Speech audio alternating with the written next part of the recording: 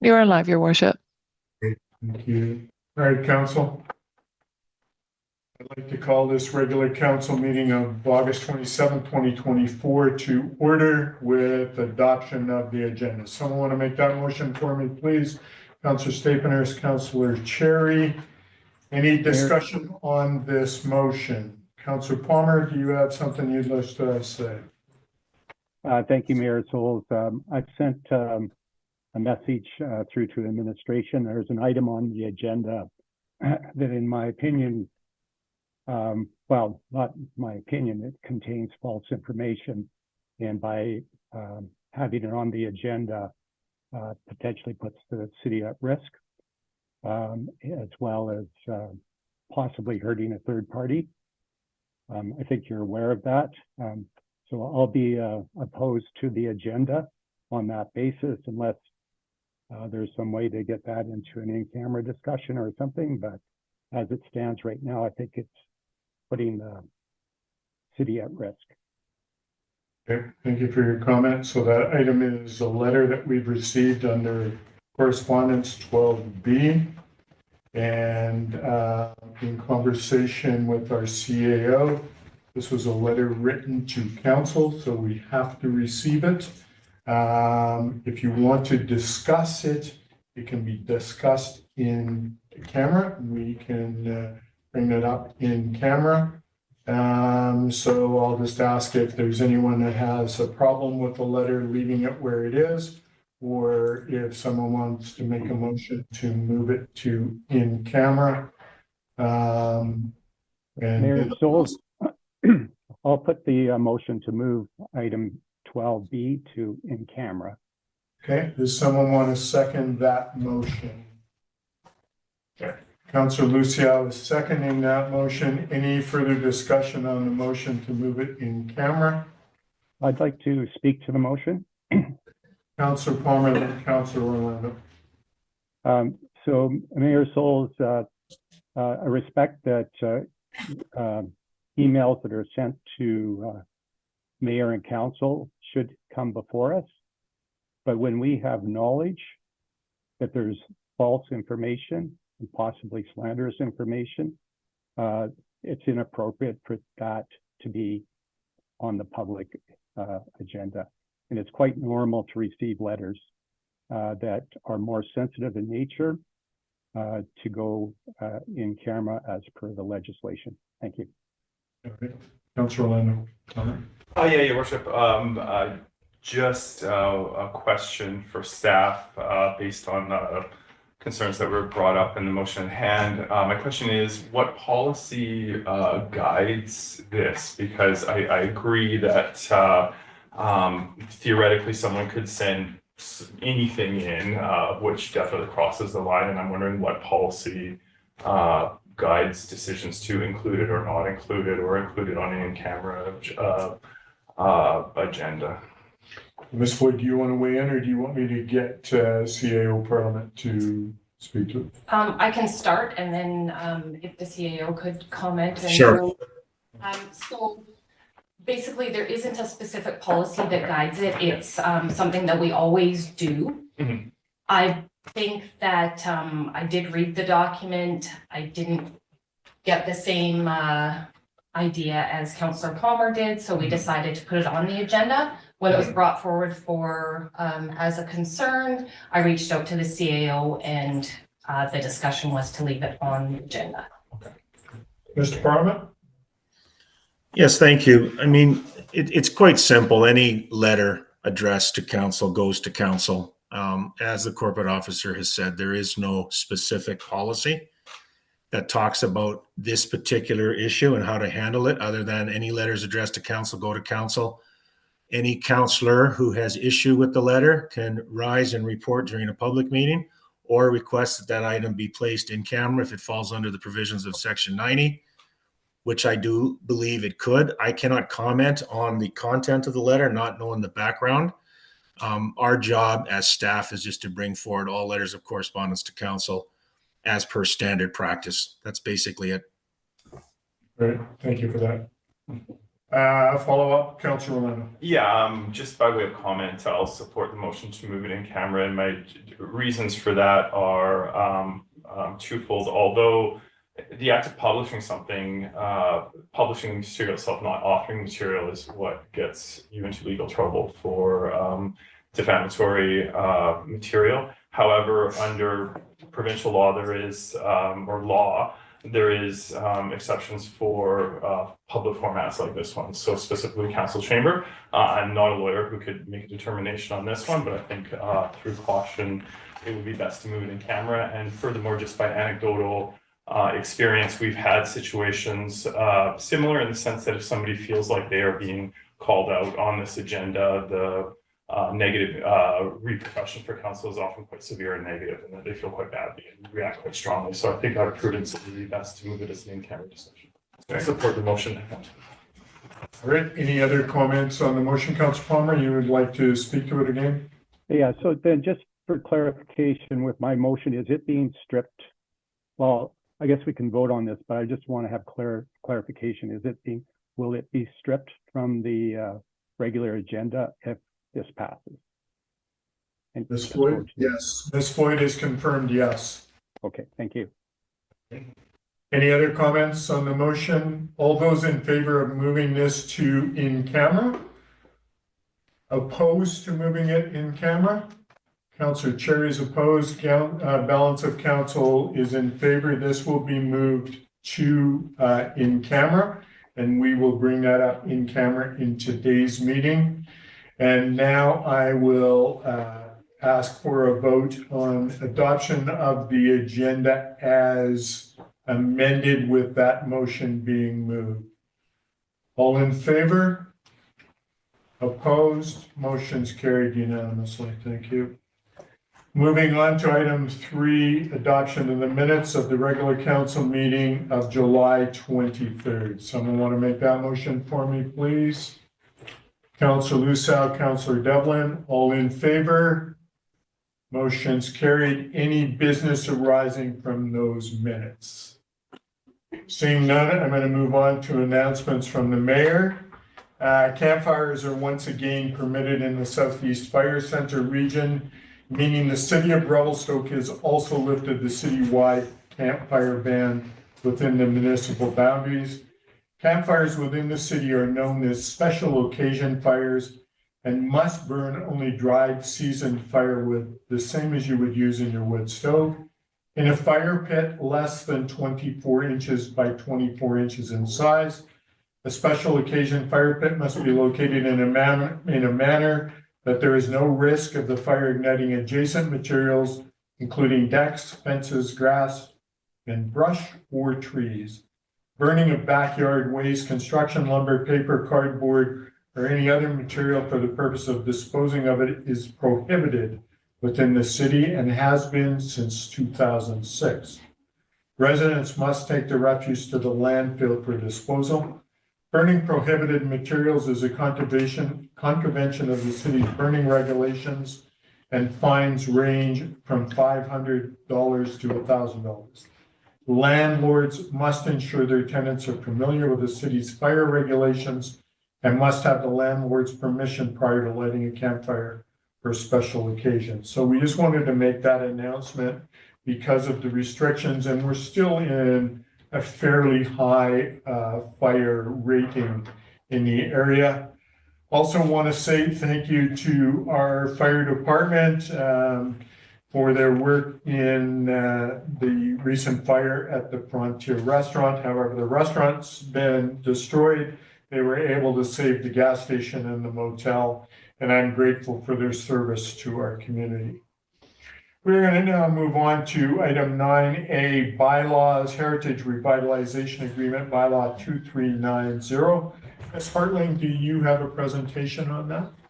To your worship, there's no formal presentation, but I can share my screen at any time, and I'll give a brief overview of the application in front of you today. And for council's information, the applicant is in attendance today if you do have any questions for them. All right. So what you have in front of you today is it's a 2-part application. We received a heritage revitalization agreement application requesting the heritage property that's located at 714 Mackenzie Avenue to be added to the Community Heritage Register.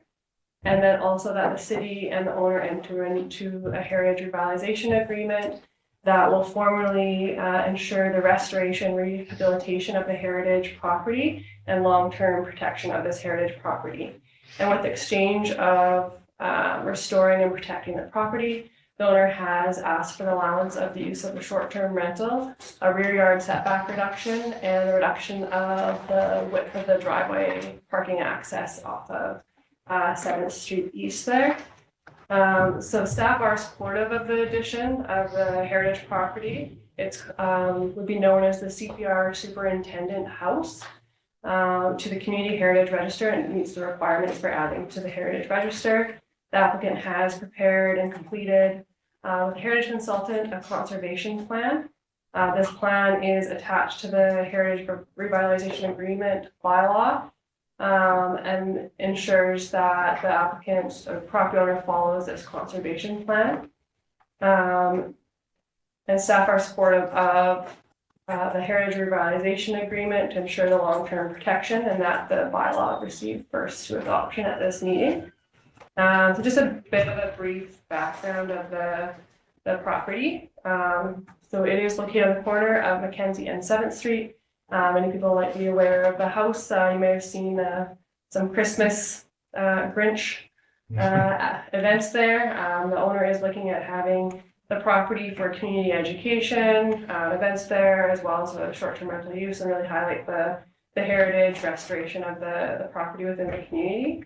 So it is a 4-bedroom heritage home that was designed in arts and crafts style. It was built in 1912. The original home was shingle roof and wood siding, and it was replaced at an unknown date with the stucco siding and a metal roof. So the owner is looking at restoring it back to its original character and with historic colors. There was a fire within the house in 2007, and the house has been left abandoned for over 15 years by the past owner, who has since passed away. And the owner is looking at fully restoring the building inside and outside. The neighborhood, it's in the central Revelstoke neighborhood and within the heritage conservation area, so the policies and design guidelines for heritage homes apply to this property. So the predominant style of homes in this area is gable fronted houses, steeply pitched roofs and landscape front yards, and the Mackenzie Avenue is lined with healthy mature trees. To the west of the property is property zoned fringe area commercial, and they have a commercial bed and breakfast at this location. And then southwest of it is an apartment building, and the remaining properties along Mackenzie Ave are either single family dwellings, B&Bs, or short-term rentals. And just before I finish, just a brief overview. Heritage revitalization agreements, they're new to this council. We have entered into one with the building on, I believe it's 3rd Street, the old school building, old school eatery. So with heritage revitalization agreements, they're a tool that enables a local government to enter into an agreement with a property owner that ensures long-term protection, but then allows certain allowances and variances to a zoning bylaw, a heritage alteration permit, kind of development cost recoveries, subdivision allowances. So it is very much like a negotiation tool that the city is gaining the restoration of the heritage building, and the owner is having an allowance to help with restoring that. Yeah. If you have any questions, let me know. All right, thank you, Ms. Harley. I'm going to ask if there's a councillor that would like to put the first resolution on the table for us, and then we can discuss this. Councillor Chair. I move that the property located at 714 Mackenzie Ave be approved and added to the Community Heritage Register pursuant to section 598 of the Local Government Act. Seconder for the motion, please, Councillor Luciano. Discussion on the motion. Any council that want to discuss it, and then I'll Councillor Palmer. Thank you, Mayor Soul. So I had a question for the planner on, I guess these are sort of technical things, but on the first resolution that's on the table right now. So I'm just trying to understand that. So what does this mean that that property, because it's not necessarily the house itself, it's the property. I'm just sort of wondering the sequencing, or are we actually approving a future house, or the rebuilt house would be on the registry? Ms. Harlan, clarification? Through your worship, it would be the heritage house that was, it's to be restored, but it would be the CPR superintendent house. And then what gets added is it's a statement of significance. So that's added in with a conservation plan that notes all of the character defining elements of the original heritage property. If there are character defining elements such as trees or landscaping, those can be added on. So it's what's outlined in the statement of significance that gets sent to the federal government and provincial government to be added to the register. We have to send that to them within 30 days if you do add it to the community heritage register, which we haven't added a building or property since 2012, I believe. So we are looking at updating the community heritage register with more properties. So it can apply to features other than the building. So you can specify that. And further, if I may, through the chair, so that property is within the Revelstoke Station Heritage Protection Area, is that correct? Yes, that's correct. Yeah, and so this will provide additional protections over and above what's in the Revelstoke Station Heritage Protection Area? Yes, through your worship, the register is recognizing it as a heritage building, and it gives allowances to a property owner to apply for a heritage revitalization agreement, tax exemptions. If there's a grant program, it really highlights the building. It's not a formal protection to like the conservation area or the revitalization agreement. Like the revitalization agreement by bylaw is a form of protecting it. The register gives a form of protection where if there is a building or property on the register and we receive a building permit to alter it and say it's not in the heritage conservation area, we do have allowances where we can put a temporary stop work order on it to formally protect it. So there are some allowances. There's just several different types of protection and levels of protection. So the register is definitely the first step of recognizing the building, and then a revitalization agreement or a conservation area is adding another level. So we do want to update that register. And just finally, through the chair, yeah, so thank you. That's helped me sort of understand sort of the sequencing here. I'd just like to say, like, amazing work between staff, the owner, the applicant, finally getting this eyesore back to, it's not going to be absolutely the original house, but getting back to that character that really makes our downtown and the adjacent area, downtown fringe, a very, very special area. So thank you so much to the owner, the applicant, and to staff for making this happen. Thank you. Okay, thank you. Any other comments from council? This has been a desire of previous councils for many years now that this home be revitalized.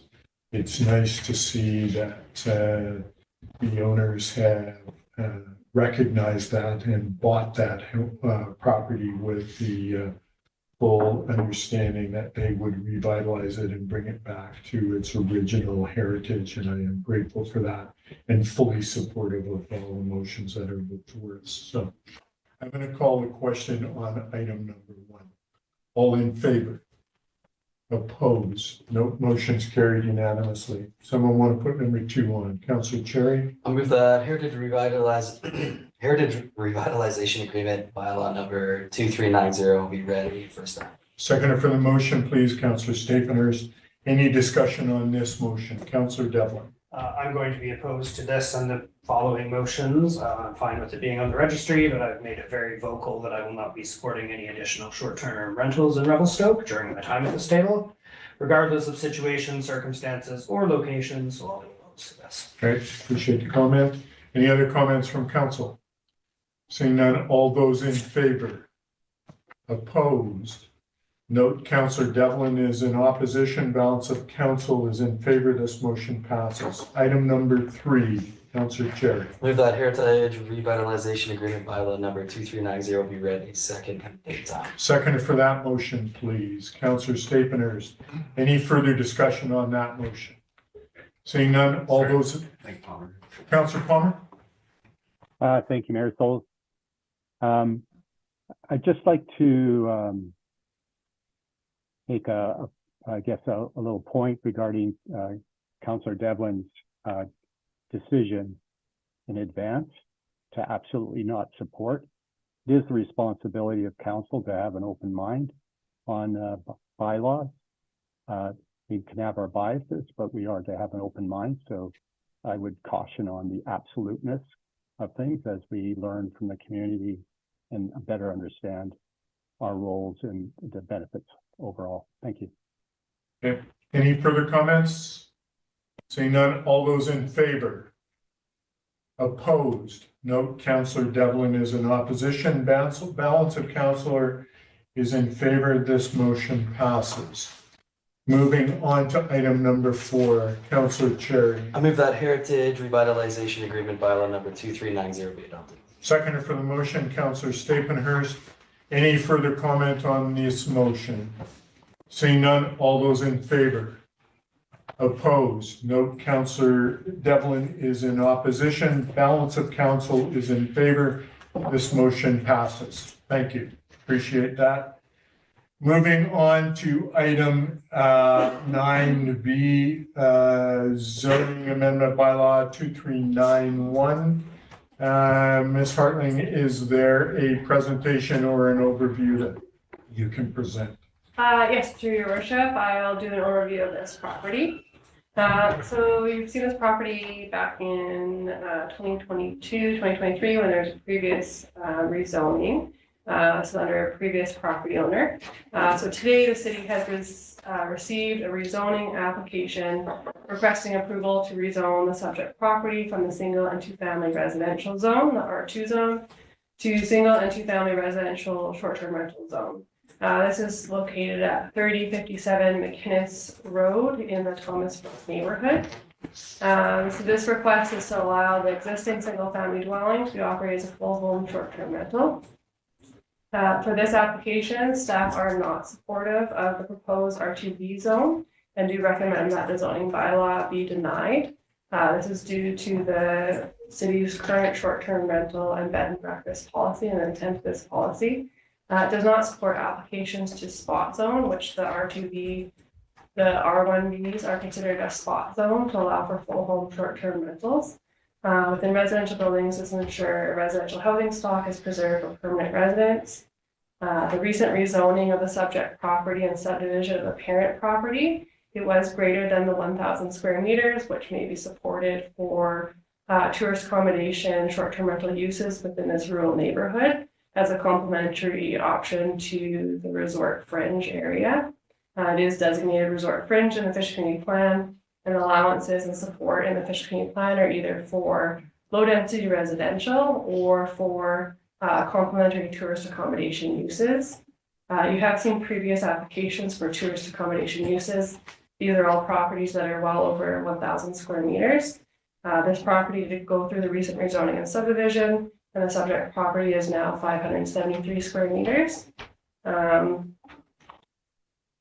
low-density residential zone does allow for single-family dwellings, duplexes, and other uses. This does not allow for full home short-term rental, and staff are not supportive of a full home short-term rental on a lot smaller than 1,000 square meters. I can go through any of the other items on the subject property.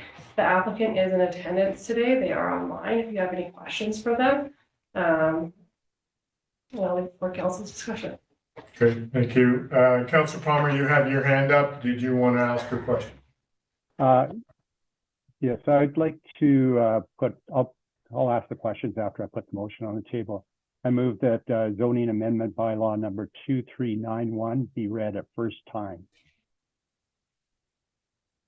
There's a seconder for that motion, Councillor Stapenhurst. I'll speak to the Any- mo- Speak to the motion. Go ahead, please. Yes, thank you, Mayor Souls. I'll start by a couple of questions. I'm just going to get some clarification on a couple items. So, but I'll preface in that it was very clear with the previous council, not necessarily this council, but the previous council, that the Thomas Brook area was fringe to the resort, which allowed these type of uses. And I think it's consistent with that. The question is, I believe in the OCP that the Thomas Brook also is identified as fringe, which and complementary to the resort, which would not prohibit use of vacation rentals. I'm just seeking clarification on that. Ms. Harling, clarification? Can you please repeat the question? Councillor Palmer? The applicant's the application, is it consistent with the OCP? The application with the OCP, there's not specific, it's consistent with the OCP where it does not require a public hearing. So it is consistent in general with the general policies. If you're looking at it case by case, the subject application is not consistent with overall council policies of the OCP and the intent of the policy of the short-term rental policy. So it does not require a public hearing where council can require it as it's not specific to residential tenure. However, it's not outright required. Follow up, Councillor. Yeah, so I'm trying to zoom in specifically to various aspects. So I'm asking only on the OCP, not policies, but on the OCP. So what I'm wondering is this application consistent with the application for this zoning, consistent with the OCP?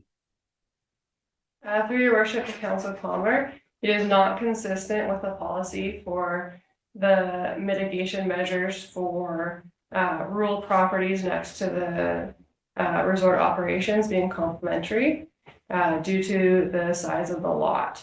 So there's no mitigation options for a lot size under 1,000 square meters. If you have the resorts, the tourist RTA1 was developed for the resort fringe properties. We set this specifically at 1,000 square meters for those types of uses next to the resort. This property does not fall or meet that zoning. So the property owner has applied for the R2B spot zone property, which is not a zone supported throughout the city currently. Staff are looking at amending the bylaw, the draft bylaw, to remove this zone. So it would not support the mitigation measures of the OCP. Thank you, through the chair, through to Mayor Souls and council. I believe that this zoning application is consistent with the OCP. We went through a very robust process with the previous council. That I can't remember exactly when it was adopted with, and I understand, and I'll come back to the policy item, but that area, the Thomas Brook, was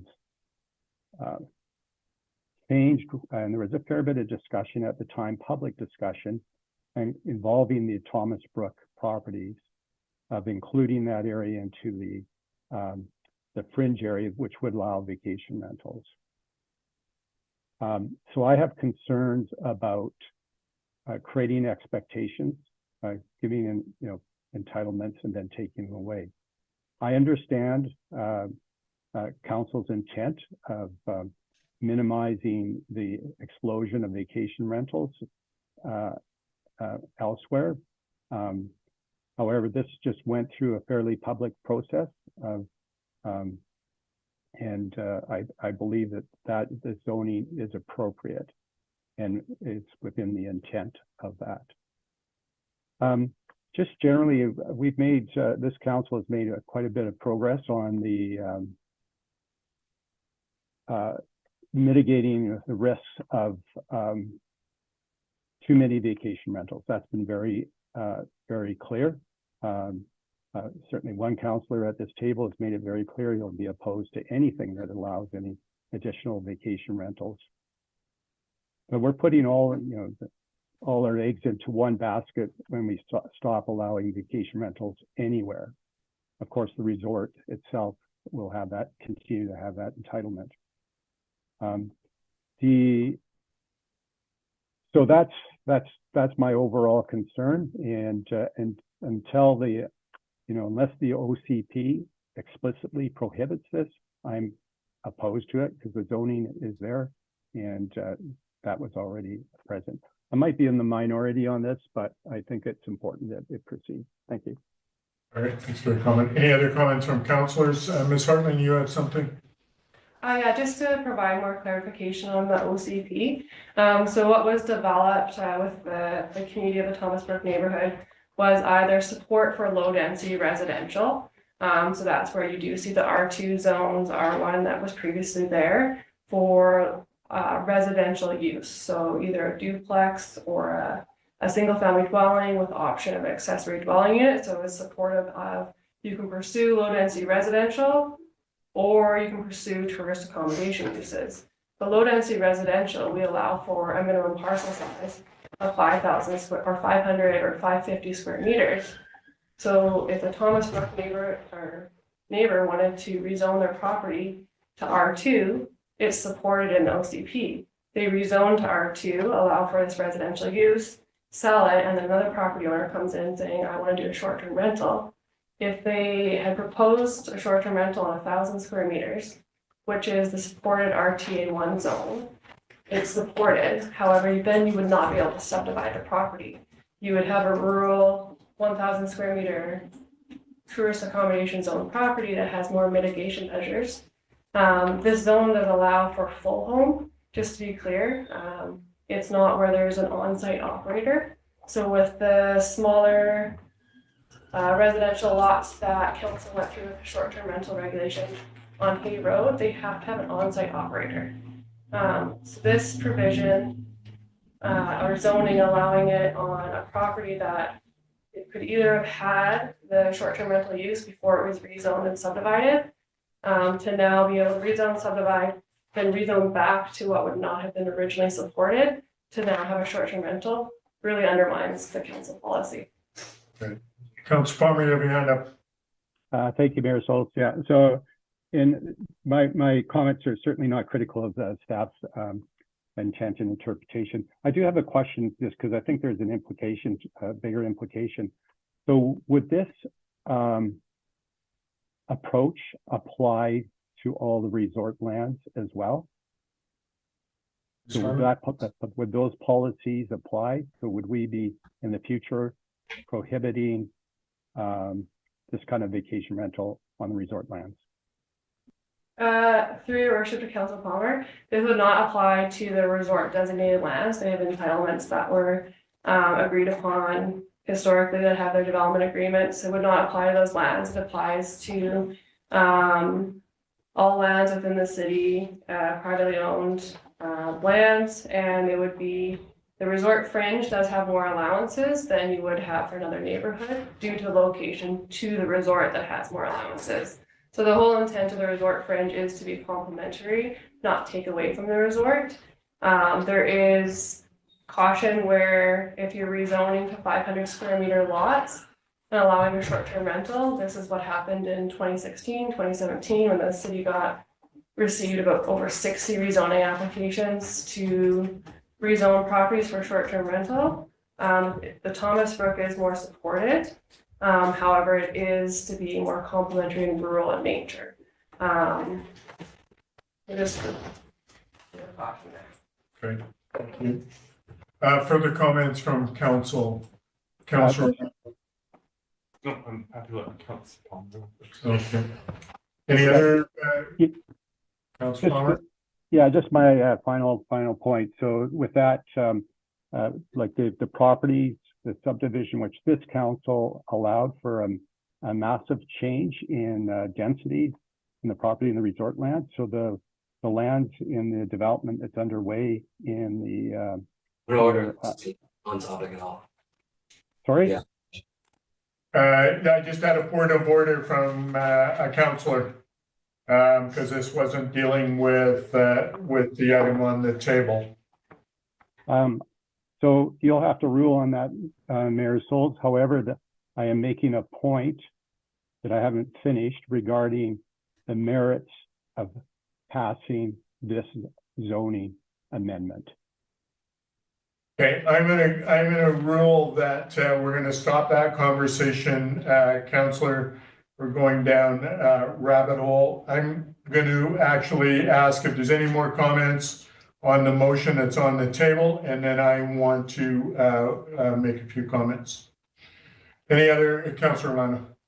Yeah, Your Worship, thank you very much.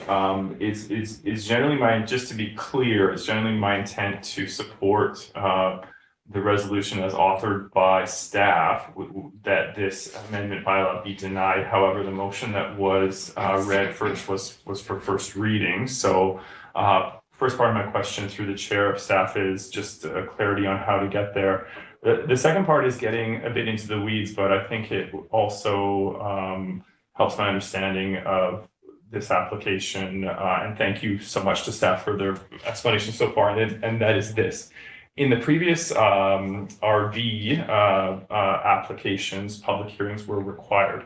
And oftentimes this was not about building a new house. This was converting an existing building into the R2, the B zoning. So from R2, add the V to it.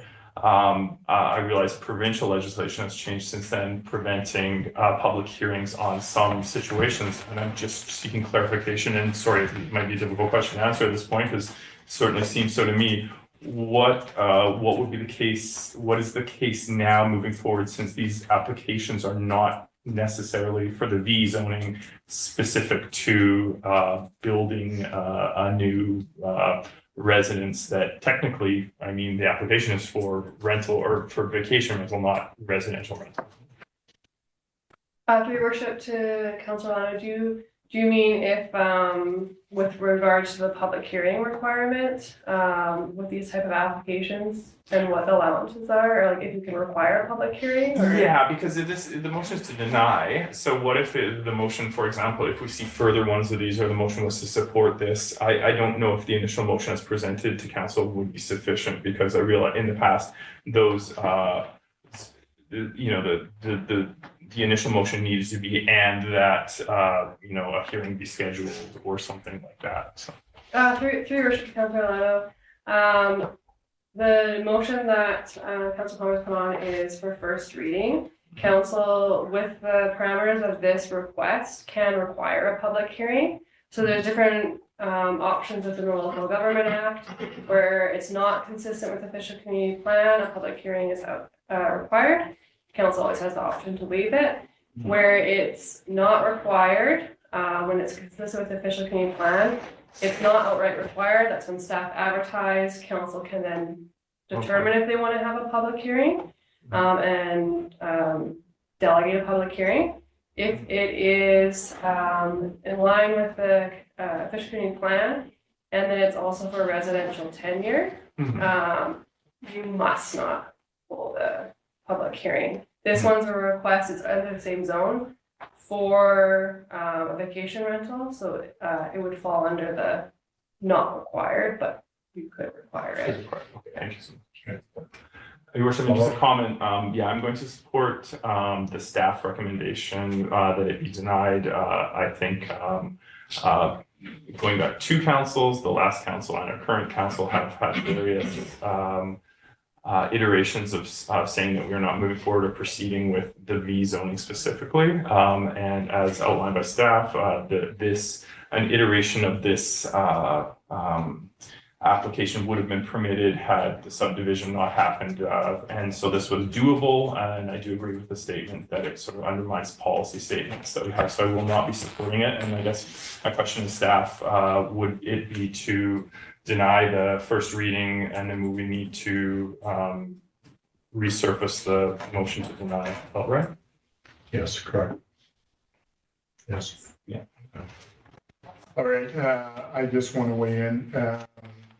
So in the report, the previous zoning that split this property off into smaller lots was stated, including this property, that it would be for whole home, not short-term rentals. Is that correct, Ms. Hartman?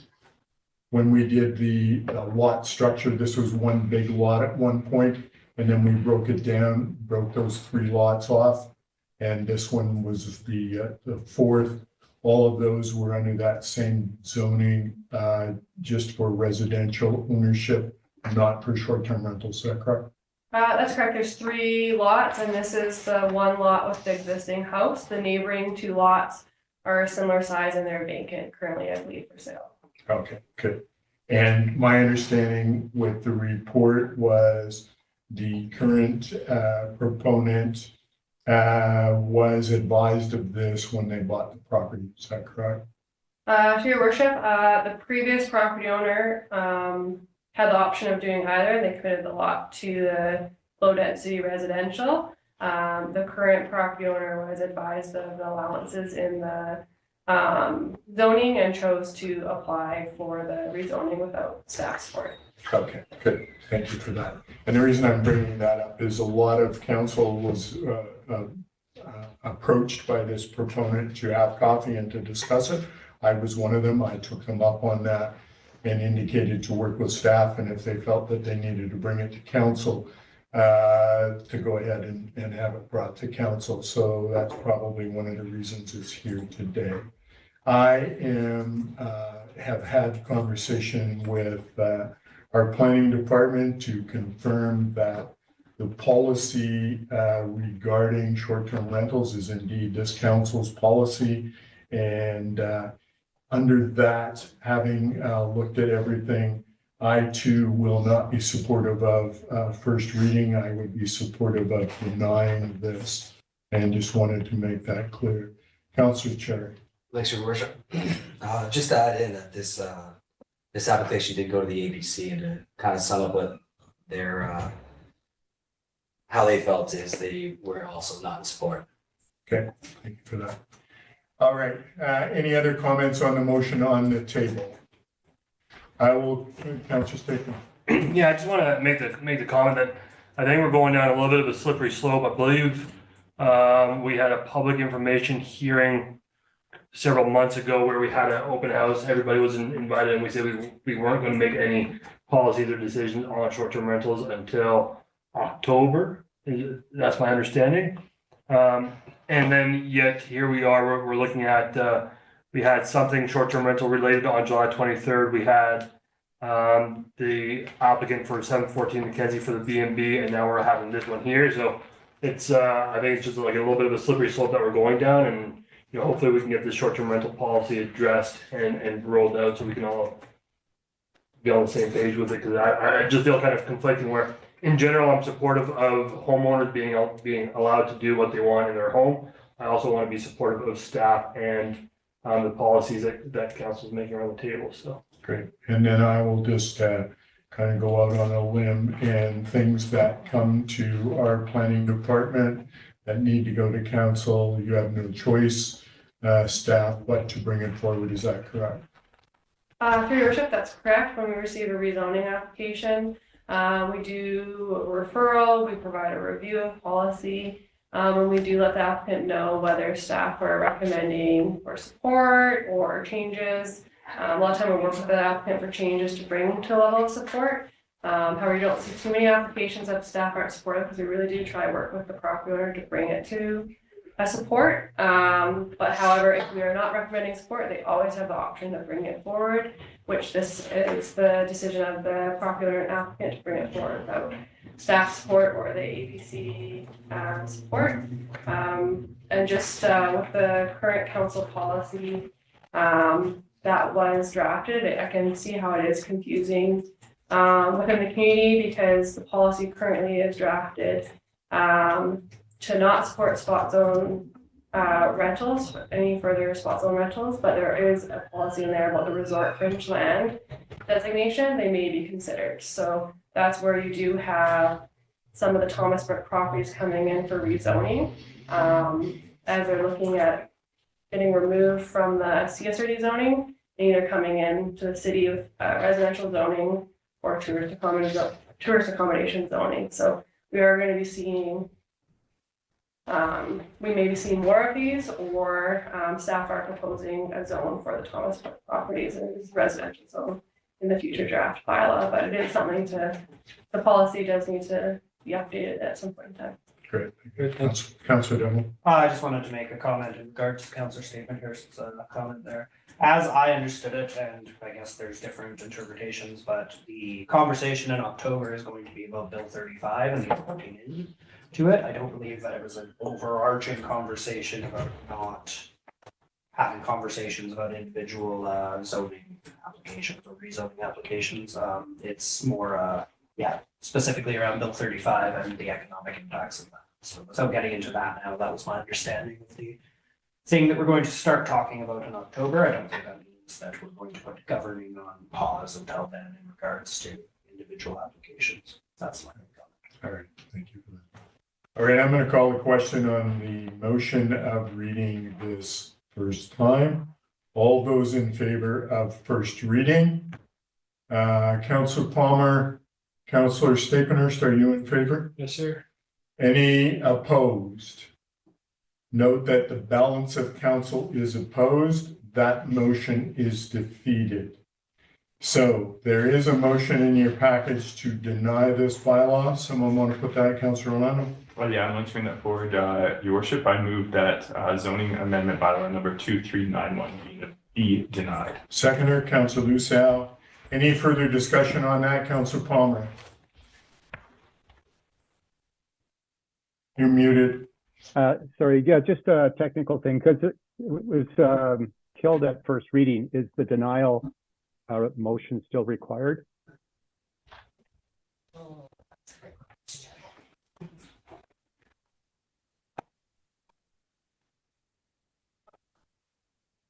Bear with us as, Yes, please. as the corporate officer looks at that. Stop. Well, Mayor, Go ahead. it probably doesn't really matter. It's not going to do any damage on the second motion anyways, I don't believe. Okay. I don't think it's necessary, but it won't do any harm, I don't believe. I just, Your Worship, through the chair, yeah, I do understand Councillor Palmer's question. That's what I was asking earlier. I wasn't sure if it was required or not, but just always worth checking. Yeah, I mean, Councillor Palmer is correct in that it's dead if it was defeated at first reading. However, the Director of Development Services just put a suggestion out to me that perhaps there could be a resolution to refuse the application if you wanted to have it like clear differentiation. Do you want to change your motion to that? Sure, I'm willing to make an amendment to the initial motion that zoning bylaw amendment number 2391 be, and the wording would be not supported, refused, or not supported. That the application be, The zoning amendment bylaw number 231 application be not supported, or yes, not supported. Okay, are you okay with that, Councillor Lucero? All right. All right, so there is another motion on the table to not support or this application. Any comments on that? Councillor Palmer, you have your hand up. Yeah, could I have the resolution read back, please? Okay. That zoning amendment bylaw number, this is what I read. The zoning amendment bylaw number 2391 application be not supported. And I realize that's a bit clunky. would you like me to rephrase it? Sure. Okay, that the application for zoning amendment bylaw number 2391, that the application not be supported for zoning amendment bylaw number 2391. I'm happy to make an amendment as read. If that is possible, and I think I would need support from the second. Yep. Seconder has supported that. Is that clear, Councillor Palmer? Yep. All right, any other comments on the motion? All those in favor? Opposed? Note Councillor Stapehurst and Councillor Palmer are opposed. Balance of council is in favor. This motion has passed, which means that that application has been refused or not supported. We're going to move on to 9C, Engineering Subdivision Development and Servicing Amendment Bylaw 2392. Staff, do we have an overview? Avery, thank you. You want a computer? Can you just put on the PowerPoint?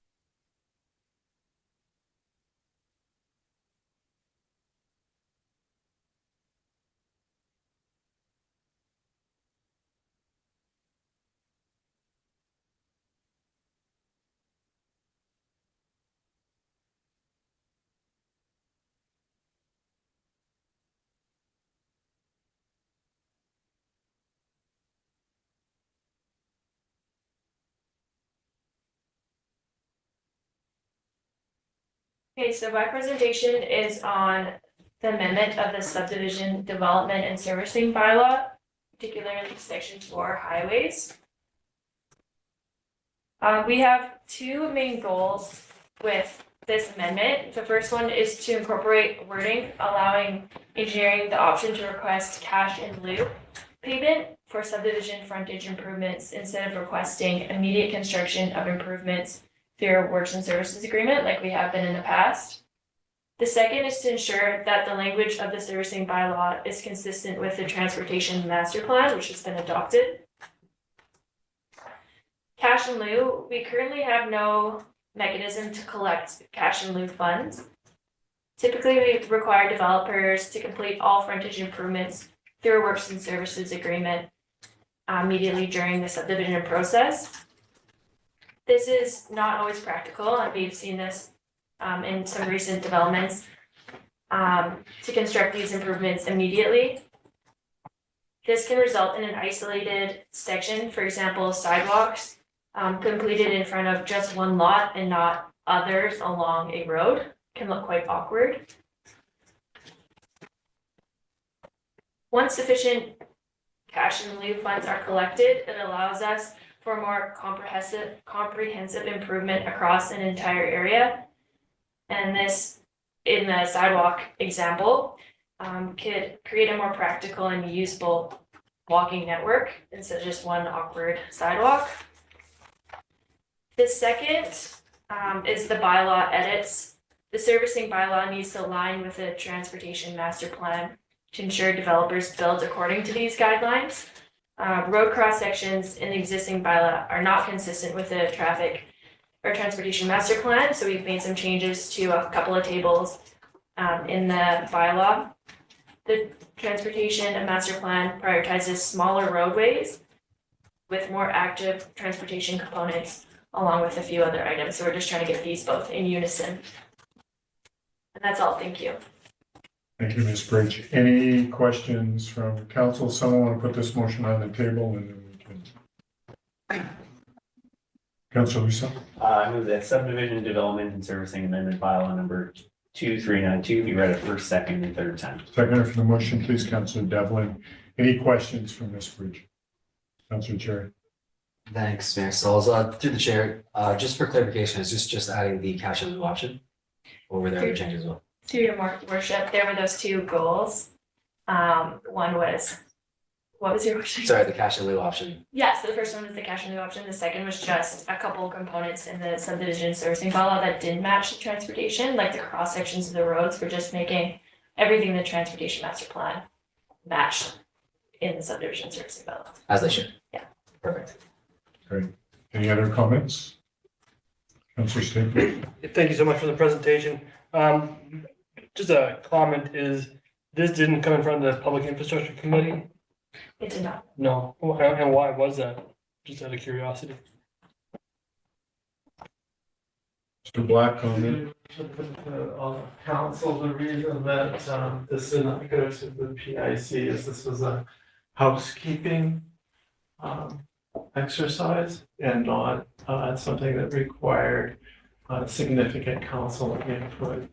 This is simply making sure that our roads, our road bylaws are consistent with the TMP. And this is something that we probably should have done about the time we adopted the TMP, which was almost 2 years ago.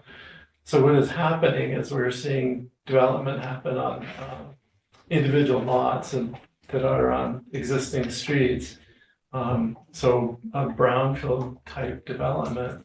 And so as Ms. Bridge indicated, putting a sidewalk in front of a single lot in an island and no sidewalk was the reason. And our road cross sections in the bylaw did not have sidewalks shown. So a developer would come in and say, I want to do this. And we say, well, we want you to do this, but the bylaw and the TMP did not align. And so the reason that it did not go to this is it's basically a housekeeping item. Keep in mind that we do need to revise the whole bylaw sometime in the near future. But we do have a development that is occurring, and so we wanted to get this in front of council right away. So it would not be foregoing the ability to capture some funds for future use. Thank you for that. I appreciate it. Councillor Palmer? Thank you, Mayor. So I actually had the same question when I was reading through the agenda. It seems like something that it seems bigger than the housekeeping to me. And it seems to me that it would have been better if it had come through the Public Infrastructure Committee first. I did note there was questions at the Public Infrastructure Committee that staff brought that there was potentially some adjustments that need to be done to the master transportation plan that aren't necessarily consistent with the overall community interest. But so yes, and then I think maybe at some point we need to have a discussion. At what point do things go to the committee level? Because it seems to me sometimes some things are referred to the Public Infrastructure Committee that are not necessarily directly related. So I sort of share the same kind of concerns. But it sounds like the motivation here is a particular development that is happening right now, if I'm hearing that correct. But thank you, Mayor Souls. Right. Councillor Lucien. Thank you, Mayor Schultz. Just a question to staff. For this cash in lieu payment, is the rate set for what we would be collecting from these developments, or is this just allowing us to collect it? Ms. Bridge? Both. So in the servicing bylaw, we have a rate, and then we also are wanting, the main goal is to be allowed to take this money. Okay, so this isn't discussing the cash in lieu payment for what we would be accepting from developers in lieu of them creating the sidewalks? Black, do you want to? Yes, Video Worshipful Council. The way the in lieu fee would be addressed is that a professional engineer would provide a cost estimate to the city based upon current construction costs, so that we do not make a number up for a cost per meter or a cost per square meter. That it is based upon the developer's engineer providing a cost estimate to us, and that is how the rate is established. And so as time goes by, that will allow cost of living increases, construction cost increases, materials increases to be part of that solution. So that would be a cost set by the developer, not set by us, depending on. It would be set by the developer's engineer, who must use best practice and cost estimates developed based upon his experience in this local community. So the pricing here would be based upon Revelstoke prices, and if his engineer was from Vancouver, it would not be Vancouver pricing. Make sense? It does. I just see that there could be inconsistencies for what we're collecting, depending on each development, and it might be better for the city to be setting a frontage price. So depending on your meter lot, you'd be paying a certain amount per meter towards the cash outlay. We can certainly consider that for the future. Generally speaking, when we do a works and services agreement, so a development wants to do a block of improvements, including sidewalks, curb gutters. We take securities based upon their engineer's estimate plus 30% for contingency because we are not as efficient as the private side in building things. And so, again, we default to the professional engineers to provide cost estimates that are consistent with current building practice. Much like our DCC bylaw, which hasn't been adopted or updated since 2008, except for cost of living, it requires staff to, again, focus on annually reviewing these itims, and the opportunity exists that we may not get to it for a few years, which would then be we'd be shorting ourselves in the big picture. Thank you. Good. Thank you. Any other comments on the motion? Seeing none, I'll call it. Council Palmer, you have your hand up? Yeah, just a question through to the engineer. You mentioned that there's more work that needs to be done to the bylaw. Will that come to a future public infrastructure committee, or what's the timeline? Is that like next year, or? Mr. Black? For your worship, to all of council, this is an unfunded mandate at this time. We're estimating it'll cost roughly $150,000 and it will require outside consultants in order to implement. This will also be consistent with the water and sewer bylaws that all need to be updated. It is not programmed for this year. However, it is a priority with all of the other priorities that we have. And yes, it will go to the PIC. All right, thank you. Appreciate that. All right, I'm going to call the question. All those in favor? Opposed? Motion's carried unanimously. Thank you, Ms. Bridge. I appreciate your work on this. All right, we are going to move on to unfinished business. Vision of free transit for election policy 826.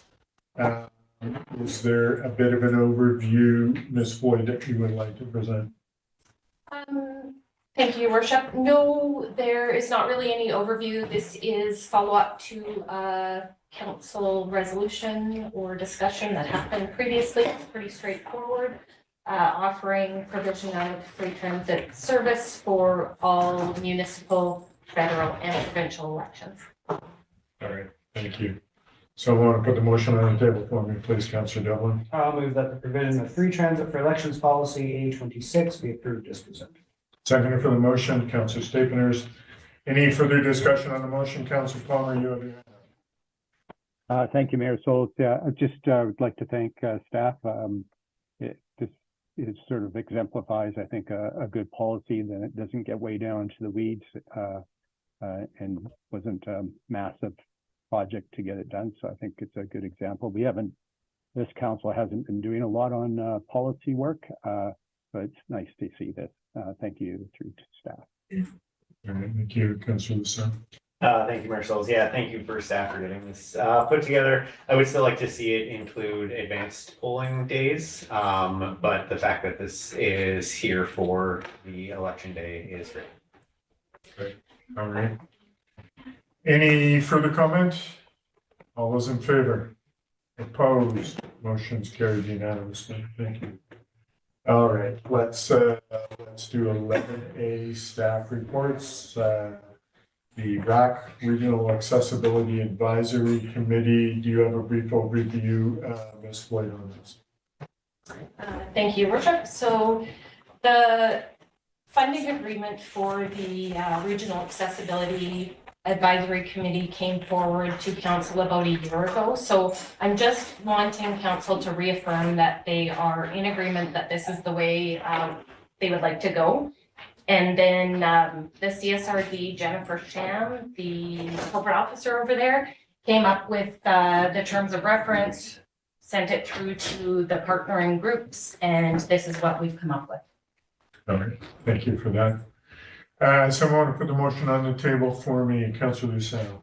I move that the decision to enter into a regional accessibility advisory committee funding agreement with the Columbia Shuswap Regional District, Town of Golden, District of Sicamous, and City of Salmon be reaffirmed, and that the Regional Accessibility Advisory Committee terms of reference presented on August 27th, 2024 be supported.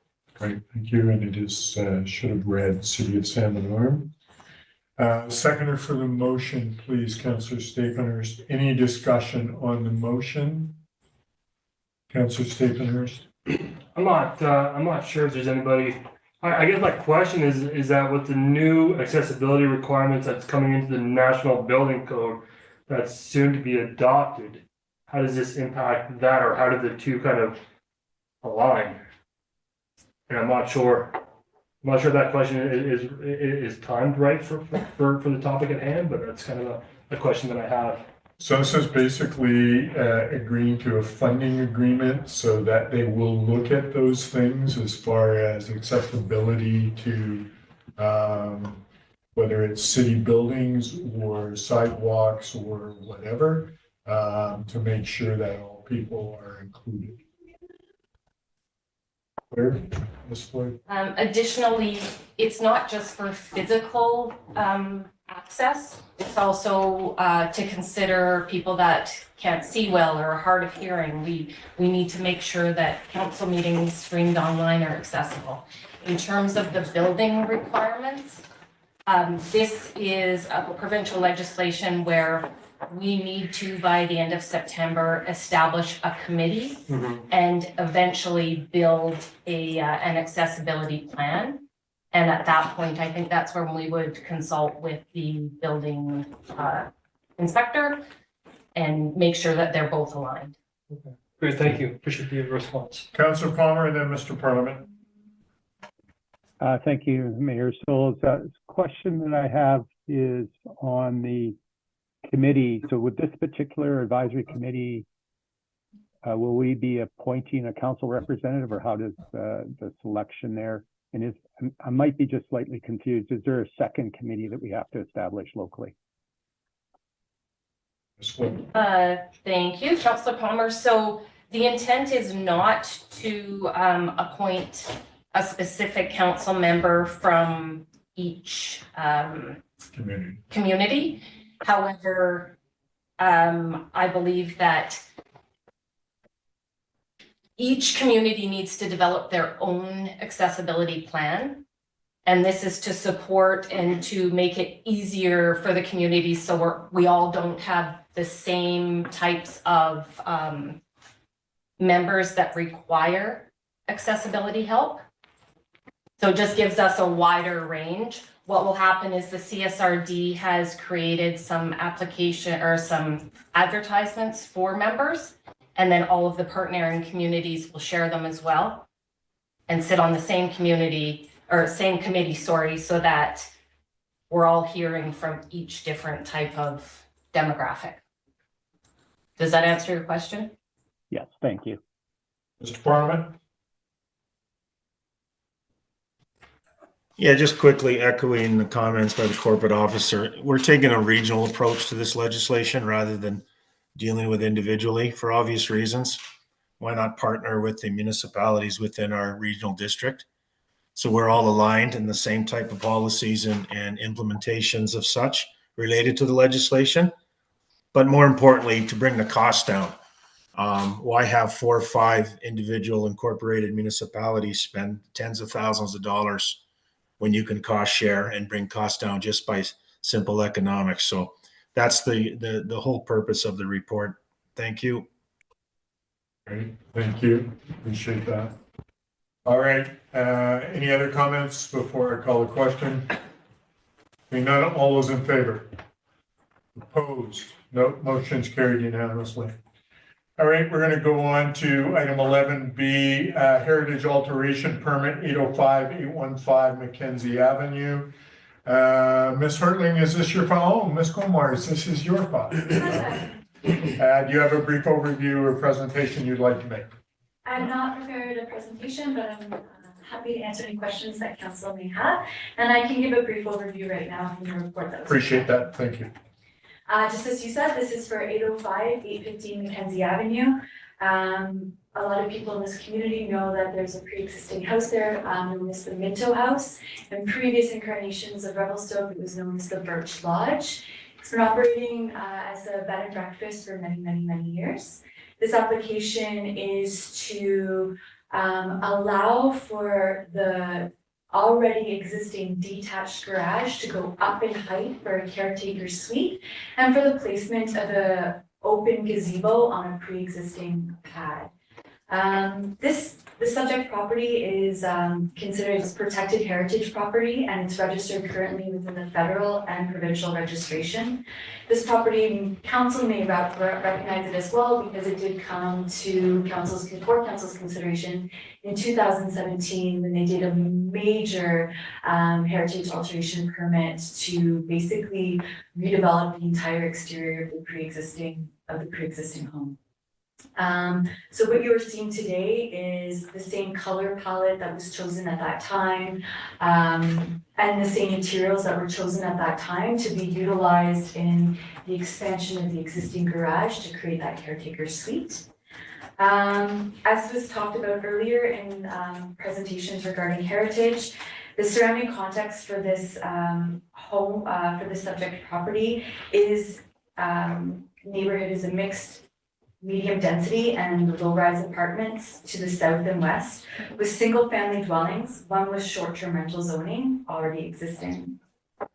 Most of the dwellings in this neighborhood are gabled, fronted houses with steeper pitched roofs, and the landscaping on the front and side yards along Mackenzie Avenue with the rear lane access to the property there's landscaping on the subject property at the front and on the sides with rear access off of Silver Avenue to be able to access the subject property. This application also did go to the Heritage Alteration Committee, where it was advised that the applicant, they really liked what was happening, but the request was to put the formalized brick, which is represented on the Minto House, on the lower portion of the proposed expansion of the garage. However, staff are supportive of this as well. In the original Heritage Alteration Permit of 2017, the Heritage Committee requested that the detached garage be subordinate to the primary dwelling so that the primary dwelling was kind of like the jewel, the crown of the land. So even though that was recommended by the Heritage Committee, the applicant and the owner, as well as staff, have decided to bring this application forward with the approval as is. Great, thank you, Ms. Colmars. Is there a council person who would like to put this on the table? Council Chair, please. Thank you. I move that heritage alteration permit be issued for 815 and 805 Mackenzie Avenue for the design of a caretaker suite above the existing garage and construction of a gazebo. Second motion, Councillor Devlin. Any discussion on the motion? I just looking at the design and what we've seen being done on that property, I'm in full support of this. I think this just fits into the neighborhood, and very pleased with the end result and all the work that has been done to the old Birch Lodge, and then known as Pan Keep, and then Minto Manor, and just the compliment the proponent on the work that he's done. So I'm fully supportive of this. I think it lends well to the neighborhood, and the work that's been done in this property has perpetuated work on other properties that we've seen. So I'm grateful for this. Any other comments from council? Saying none, Councilor Cherry? I was gonna say, I think it looks great. I support it. Appreciate it. All those in favor? Opposed? No, motion's carried unanimously. Thank you. All right, moving on to 11C liquor primary license amendment application. Ms. Hartling, is this your file or back to you? Ms. Hogan, it's yours. All right, do you have a brief overview for us on this before we delve into it? Yeah, I can give one. So this is an application for an amendment to an existing liquor license. So it is to increase the occupancy load from 93 to 200 people. The property is at 200 First Street East. It is located in the downtown business district and it's currently zoned C1. We did do the 100-meter notification to adjacent landowners and received 2 letters in opposition just regarding potential noise impacts to the business. However, staff are still supportive of the application as they have agreed to comply to the quiet hours in the business bylaw. Great, thank you. All right, do we have a council person that would like to put this on the agenda for me? Councilor Devlin? Yeah, sorry, I just lost. I will move that council endorse staff's comments based on the regulatory criteria of the Liquor and Cannabis Regulation Branch for an amendment to an existing liquor primary license. Seconder for the motion, please. I will second that motion. Any further comment from council on the motion? Seeing none, all those in favor? Opposed? Motion's carried unanimously. Councilor Devlin, will you carry on? Council, the feedback from residents, if any, solicited by notification letters mailed to property owners within 100 meters of the subject property be provided to the LCRB. Seconder for the motion, please, Councilor Lusal. Any discussion on this? All in favor? Opposed? Motion's carried unanimously. Item number 3. Move that council recommend the approval of the amendment to the liquor primary application for the following reasons. A, the location of the proposed liquor license is consistent with the official community plan and is permitted use in the central business district C1 zone. B, no negative impacts on the neighboring and overall community are anticipated as a result of the structural changes to the existing liquor primary license. C, if the application is approved, the impact is expected to be positive and that it will support the growth of tourism and offer a larger social venue for residents and visitors. Seconder for the motion, please, Councilor Stephenhurst. Any further discussion on the motion? Councilor Stephenhurst. Question through the chair to staff. In item C, it says if the application is approved and the impact is expected to be positive. So my question is, well, what if the impact of this new establishment is negative because, we have public submissions from neighboring businesses that have cited their concerns. So I was just wondering if we could take a moment to address that. Through your worship, Councillor. So staff have reviewed the application to what's permitted in the downtown. The proposal is for the addition of a restaurant space where there used to be a retail component. So it's what was known as the cabin. It is a Mexican restaurant that's looking at having a lounge with restaurant and keeping the bowling alley that's there. So they're using the existing space. The occupant load calculation is the absolute max that building can have. It doesn't mean that that's going to be the number of patrons in that building at one time. Any outside patios do have the noise restriction for, I believe it's 11 p.m. As well as all the other existing businesses on that street that have outdoor patios and liquor primary licenses. It's not expected to be any change to what's existing on that street. So if there is any issues with noise, we do have a bylaw to enforce that. But with that type of application being requested, it's not a club for only liquor primary. With what's being requested, I would say that it meets the zone and adjacent permitted uses. Great, thank you for that. Thank you. Any other comments? Seeing none, all is in favor? Opposed? Motion's carried unanimously. And item number 4.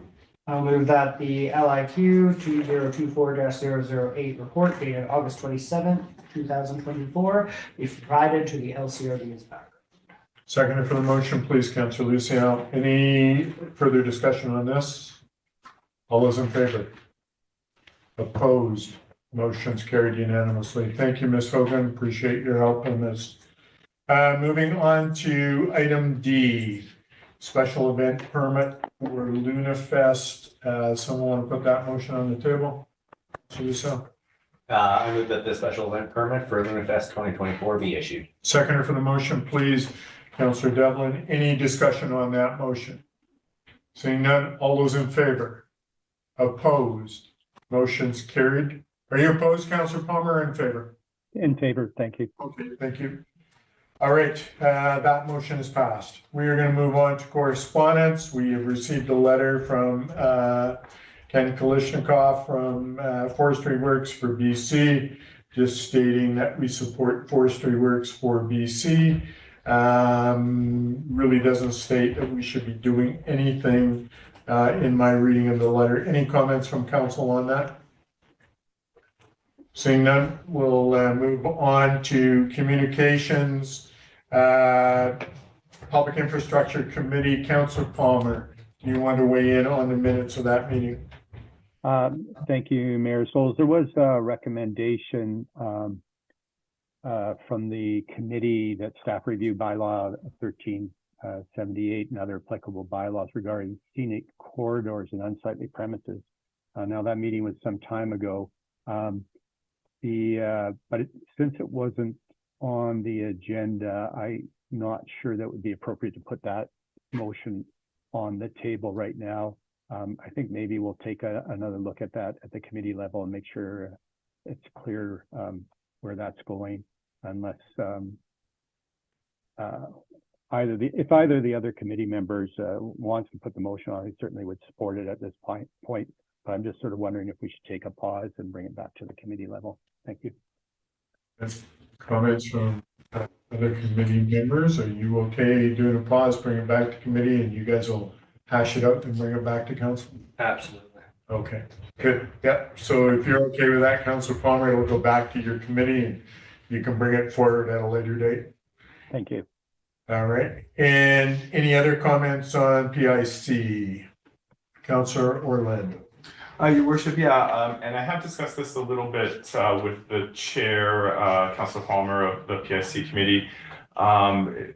Sort of a general question. I don't know who in staff might field this, but many of the items discussed in the committee are infrastructure things with big price tags, and often the information is background information or early educational information. And I am not able to attend the committee meeting all the time. And my question is this: does staff have the resources, or is it possible to allocate resources to record the meeting so that they can be reviewed, and so that council and staff can keep up to date on important presentations that have big price tag implications further down the road? Ms. Floyd. Yes, Councillor Orlando, we can make those arrangements for the regular PIC meetings for sure. Good. Any further comment? PIC, saying none, going to move on to Advisory Planning Commission. Councillor Cherry. Thank you. I'll try not to butcher it this time. We saw 3 applications, one being for 400 Mackenzie Avenue, which is a commercial development permit application for the rehabilitation to an existing heritage home and the exterior renovations to facilitate the addition of a hotel with a ground floor restaurant, as well as 1738 Grizzly Lane Keystone Crescent, which was a multifamily residential mixed-use development permit application to amend the form and character of a 7-unit row home. And the third application was 411-501 Simpson Street, a multifamily residential and mixed-use development permit application for form and character. If anybody has any questions about these, happy to speak more to what's in the minutes. Councillor Palmer also attended, as well as yourself. Thank you. Any other comments from council? Seeing none, I'm going to move on to questions from the press. Ms. Delassalle, do we have any questions? There are no questions from the press, Your Worship. All right, thank you. Appreciate that. Okay, council, I'd like to make camera pursuant to section 90. I'm sorry. Sorry, can we please also add section 90.1 L? L. Yes. Okay. Oh, sorry, G. Okay, we're gonna go in camera pursuant to section 90.1 A, B, and G of the community charter. Someone want to make that motion for me, please? Councillor Orlando, Councillor Devlin, all in favor? Motion's carried. We'll take a 10-minute break and come back in camera. You guys have the same shoes. Yeah.